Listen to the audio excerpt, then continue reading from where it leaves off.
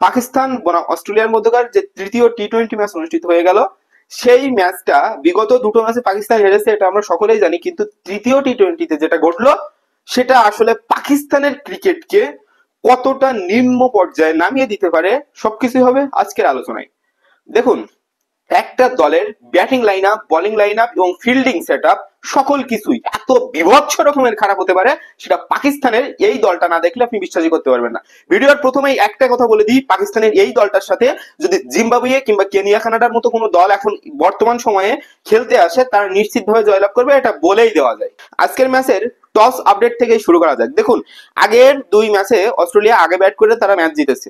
তার দেখা দেখি পাকিস্তান দলও চিন্তা করলো কি, আমাদের বোলিং লাইন আপ তো যথেষ্ট শক্তিশালী, স্কোর বোর্ডে যদি সামান্য একটা রান আমরা জমা করে দিতে পারি তাহলে হয়তো আমরা ম্যাচটা জিতে যাব। কিন্তু আপনি স্কোর বোর্ডে একটা রান জমা করবেন, সেই রানের সংখ্যাটা যদি হয় 117, তাহলে আপনার যত দুর্দান্ত বোলিং লাইন আপই হোক না কেন, অস্ট্রেলিয়ার মাটিতে তাদের সাথে জেতাটা কিছুটা হলেও কষ্টের। ব্যাটিং লাইন আপের শুরু থেকেই যদি বলি, তাহলে শাহিবজাদা ফারহান আর বাবর আজম যখন ম্যাচটা স্টার্ট করলেন, মোহাম্মদ রিজওয়ানের অনুপস্থিতিতে আগা সালমানের অধিনায়কত্বে এই খেলাটা আসলে শুরু হয়েছিল।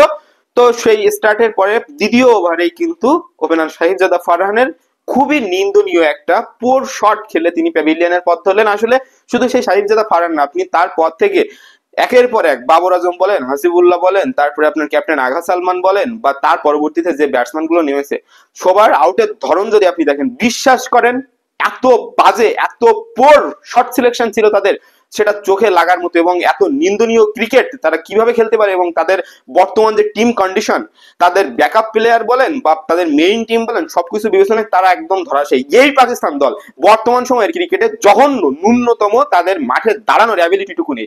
বাংলাদেশের সাথে তুলনা করলে আসলে বাংলাদেশকে ছোট করা হবে। সে কথা তো আগেই বললাম, জিম্বাবুয়ের সাথে যদি এই দলটা খেলে তাহলেও তারা হারবে হারবে হারবে। কারণ তাদের ব্যাটসম্যানদের ন্যূনতম ব্রেন তারা খাটিয়ে মাঠের ক্রিকেট খেলে কিনা সেটা আসলে সন্দেহ করার মতো। তারা মাথার মস্তিষ্কটাকে হয়তো পায়ের হাঁটুতে নিয়ে ক্রিকেট খেলতে নামে, এবং অস্ট্রেলিয়ার বলারদের জন্য এটা খুবই খুবই সহজ করে দিয়েছে তারা খেলাটা, এবং তারা নিজেরাই উইকেট বিলিয়ে দিচ্ছে। আপনাকে তেমন কোনো পরিকল্পনা সাজাতে হচ্ছে না, তাদের নিয়ে আপনাকে এক্সট্রা অর্ডিনারি কিছু ভাবতে হচ্ছে না। তাহলে আপনি তাদের সাথে জিতবেন না কেন? কেন জিতবেন না? তিনটি টি-20 ম্যাচ তারা এমন ভাবে হারলো, একটা ম্যাচও তারা প্রতিরোধ ন্যূনতম গড়ে তোলার মতো সামর্থ্য বা অ্যাবিলিটি তারা মাঠে খেলায় প্রদর্শন করতে পারলো না। তাদের দুর্বলতাটা সম্পূর্ণরূপে ফুটিয়ে তুললো অস্ট্রেলিয়ার ক্যাপ্টেন জশ ইংলিশ। তার ক্যাপ্টেন্সি নিয়ে যদি কিছু কথা বলতে চাই, তিনি খুব দ্রুত বোলিং চেঞ্জ করেন, কারণে অকারণে তিনি খুব দ্রুত বোলিং চেঞ্জ করেন। সেটা কখনো খাটে কখনো খাটে না। 3 ম্যাচ মাত্র তো ক্যাপ্টেন্সি করলেন, তো তার এই 3 ম্যাচের ক্যাপ্টেন্সি বিবেচনায় একটা জিনিস খুবই পরিস্ফুটিত হয়ে উঠেছে। অ্যারন হার্ডির মতো আপনার পার্ট টাইম বলার, যিনি এই সিরিজের বিগত 2 ম্যাচে তিনি বলই করেননি, আজকের ম্যাচে তিনি বল করলেন, 3 উইকেট নিয়ে গেলেন। তারপরে অ্যাডাম জাম্পার 4 ওভারে 11 রানে 2 উইকেট নিয়ে গেছেন। বাবর আজম এবং হাসিবুল্লাহর উইকেটটা তিনি পিক করেছেন। তো পাকিস্তানের আপনার প্রথম উইকেটের পতন ঘটে 17 রানে, দ্বিতীয় উইকেটের পতন ঘটে 61 রানে। এই যে একটা পার্টনারশিপ বিল্ড হয়েছিল, এই পার্টনারশিপটুকু যদি বিল্ড হতো হাসিবুল্লাহ এবং বাবর আজমের ভিতরে, তাহলে এই দলটা নিশ্চিতভাবে 100 নিচে প্যাক আপ হয়ে যেত। এবং বাবর আজমের ওই 28 বলে 41 রানের ওই ছোট্ট ইনিংসটাই আজকে পাকিস্তানকে 100 পার করতে সাহায্য করেছে। তো তার পরবর্তীতে 61 রানে দ্বিতীয় উইকেট পড়ার পরে 64, 70, 72, 72, 91, 90 এরকম মানে একের পর এক ধারাবাহিক ভাবে তারা একের পর এক উইকেট দিয়েই গেছেন। তো দিয়েই গেছেন। ক্যাপ্টেন আগা সালমান এত জঘন্য ভাবে কেউ আউট হতে পারে সেটা আসলে ক্রিকেট না দেখলে বোঝা যেত না। কোনো বোলিংও মনে হয় লাস্ট 11তম ব্যাটসম্যানও মনে হয় এত জঘন্য ভাবে কখনো আউট হন না। তারা নিজেদের খোলস ছেড়ে যদি বেরোতে না পারেন, তাহলে তাদের ক্রিকেটের উন্নতি জীবনেও কোনোদিন সম্ভব না। তো তারা ইতিহাস বিবেচনায় হয়তো বড় দল, কবে না জানি কামব্যাক করে, কবে কিভাবে কি খেলবে না খেলবে। চলে যাচ্ছি অস্ট্রেলিয়ার ব্যাটিং পর্যালোচনায়। তাদের ব্যাটিং এর শুরুতেই তারা কিন্তু ডি শর্টকে হারায়, এবং সাইন্স আফ্রিদি প্রথম ওভারেই কিন্তু ডি শর্টকে আউট করে। ফ্রাসার ম্যাকার্ক তিনি 4টা 4 মেরে 11 বলে 18 রানের একটা ইনিংস তৈরি করার পরেও ছোট্ট রানের তাড়া করতে গিয়ে তার এত কিসের তাড়া ছিল, তিনিও কিন্তু দলে ধাতস্থ হওয়ার জন্য তার অ্যাবিলিটির প্রমাণ কিন্তু মাঠের খেলায় দিয়ে দিতে পারছেন না। তার পরবর্তী দিকে জশ ইংলিশ এবং মার্কাস স্টোয়াইনিসের যে একটা পার্টনারশিপ তৈরি হলো, বলে রাখা ভালো ম্যাক্সওয়েল ইনজুরির জন্য তিনি ফিল্ডিং সময়ে বাইরে চলে গেছিলেন, তার জন্য হয়তো ব্যাটিং এও নামেননি। তো জশ ইংলিশ এবং মার্কাস স্টোয়াইনিস একটু একটু করে ম্যাচটাকে এগিয়ে নিয়ে যাওয়ার চেষ্টা করছিলেন। সব থেকে বড় অঘটন ঘটে 9ম ওভারটাতে, যখন হ্যারিস রোফের হাতে বল তুলে দেওয়া হয় এবং মার্কাস স্টোয়াইনিস থাকেন স্ট্রাইকে। কি মাথায় আসলো মার্কাস স্টোয়াইনের জানি না, উড়াধুরা একদম মাতাল হয়ে যেন হ্যারিস রোফকে অ্যাটাক দিলেন। এবং সে কি অ্যাটাক, 1 ওভারে 22 রান নিয়ে ম্যাচের টোটাল চিত্রপটটাই পাল্টে দিলেন। যদিও ম্যাচটা 90% ঝুঁকেছিল অস্ট্রেলিয়ার দিকে, তার পরবর্তীতে ওই ওভারটার পরে গিয়ে 200% নিজের দিকে ঝুঁকিয়ে নিল অস্ট্রেলিয়া দল। 10ম ওভারে জশ ইংলিশের আউটের পরে গিয়ে টিম ডেভিড এবং মার্কাস স্টোয়নিস খেলাটা শেষ করে দিলেন। দশম ওভারের ওই উইকেটের পরবর্তীতে গিয়ে 11তম ওভারে যেটা ঘটলো, শাহিন আফ্রিদি নামের কি বাহার, ক্যারিয়ারে তিনি অনেক কিছুই অর্জন করেছেন এবং তার ছোট্ট ক্যারিয়ার, ছোট্ট বলতেই হবে কারণ তার বয়সও বেশি না, 23-24, তো সবকিছু মিলিয়ে তিনি যতটা না হাইপ সৃষ্টি করেছিলেন, হ্যারিস রোপ বলেন বা নাসিম শাহকে এই ম্যাচে আবার রিপ্লেস করা হয়েছে, হ্যারিস রোপ বলেন বা শাহিন শাহ আফ্রিদি, তারা দুজনেই যে ভবের পিটুনিটা খেলেন, আহা, চোখের দেখার মতো, চোখের শান্তি।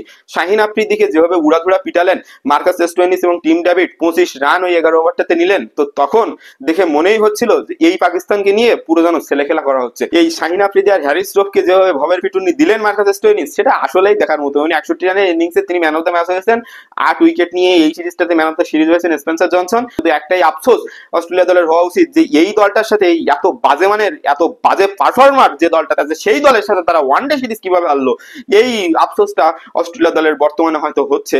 তো সবকিছু মিলিয়ে পাকিস্তানের ক্রিকেটকে ধ্বংসের দিকে ঠেলে দিতে আরেক ধাপ যেন এগিয়ে দিল অস্ট্রেলিয়া দল এবং তাদের নিজেদের দেশের মাটিতে ডেকে নিয়ে যেভাবে পিটুনি দিয়ে বের করে দিল, সেটা আসলেই পাকিস্তানের খেলোয়াড়দের যোগ্যতা এবং পারফরমেন্সকে প্রশ্নবিদ্ধ করবে এবং তাদের যে বোর্ডের ভিতরে চলমান অস্থিতিশীলতা বলেন বা দলের ভিতরের অস্থিতিশীল পরিস্থিতি বলেন, সবকিছু বিবেচনায় পাকিস্তান দলটা তাদের ঐতিহাসিক যে রেকর্ড বা তাদের যে বিগত দিনের পারফরমেন্স বা যে নাম ডাক যশ খ্যাতি সবকিছুকে বিসর্জন দেওয়ার জন্য এই দলটাই যথেষ্ট এবং আমরা অদূর ভবিষ্যতে সেটা দেখতে পাবো। ফিল্ডিং এর যে অবনতি, ব্যাটিং এর যে দুর্ধর্ষ অবস্থা বা আপনার বোলিং এর যে ছন্নছাড়া লাইন আপ, তো সবকিছু মিলিয়ে পাকিস্তানের এই দলটা নিয়ে আসলে পাকিস্তানি যারা সমর্থক আছেন তাদের বেশি কিছু আশা করার কিছু নেই। হ্যাঁ, বাবর আজম, রিজওয়ান তারা নিজেদেরকে হারিয়ে খুঁজছেন, শাহিন শাহ আফ্রিদি, হ্যারিস রোপ তারাও নিজেদেরকে আসলে নিজেদের ছন্দে খুঁজে পাচ্ছেন না।